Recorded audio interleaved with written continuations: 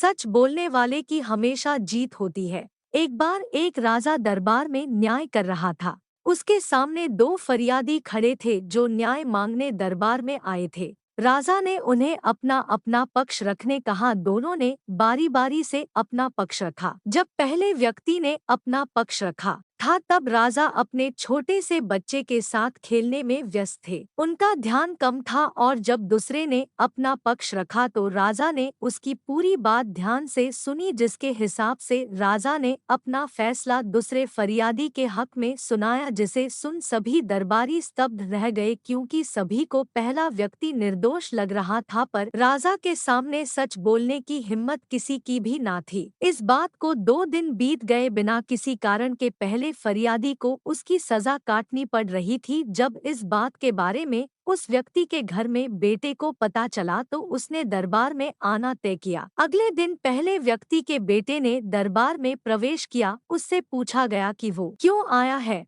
तब उसने राजा से कहा, हे राजन, मैं आपसे एक न्याय चाहता हूँ। राजा ने कहा, कैसा न्याय? तब उसने कहा, एक राज्य है जहाँ मेरे पिता अपनी फरियाद लेकर गए थे और उन्होंने अपना पक्ष रखा, लेकिन राजा उनकी बात सुनते वक्त सो गया और जब उठा तो राजा ने दूसरे व्यक्ति की बात पूरी सुनी और उसी के हक में फैसला सुना दिया। हे राजन, अब बताएं कि क्या यह फैसला सही है और ऐसे समय फरियादी और दरबारी को क्या करना चाहिए? तब राजा ने उत्तर दिया, फैसला बिल्कुल सही नहीं है और ऐसे वक्त में दरबारी और फरियादी दोनों को राजा को सही बात बोलना चाहिए, क्योंकि फरियादी का बिना बात के दंड सहना पाप है और दरबारी भी न्याय का हिस्सा है। राजा कोई भगवान नहीं है, उससे भी गलती हो सकती है। ऐसे में दरबारी को राजा को अपना दृष्टिकोण देने का पूरा हक है, क्योंकि किसी भी न्याय पर पूरे राज्य की प्रतिष्ठा निर्भर करती है। यह सुनकर सभी दरबारी का सिर लज्जा से झुक गया। राजा की बात खत्म होने पर फरियादी के बेटे ने राजा से कहा, हे राजन, वह राजा आप है। आपने ही मेरे पिता को सजा दी है। जब वे अपना पक्ष आपके सामने रख रहे थे, आप अपने पुत्र के साथ खेलने में व्यस्त थे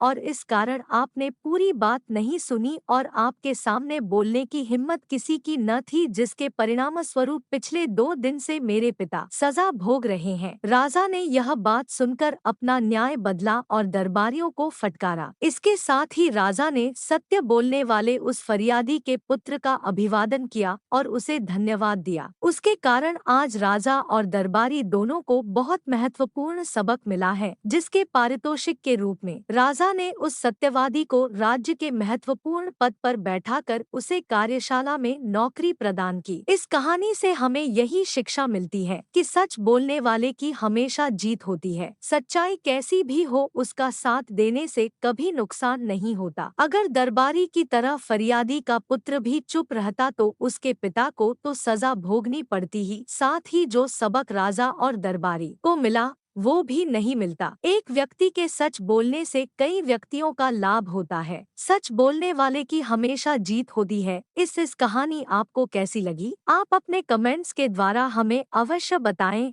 कहानी पसंद आए तो लाइक, सब्सक्राइब और शेयर जरूर करें। आपका कीमती समय देने के लिए दिल से धन्यवाद।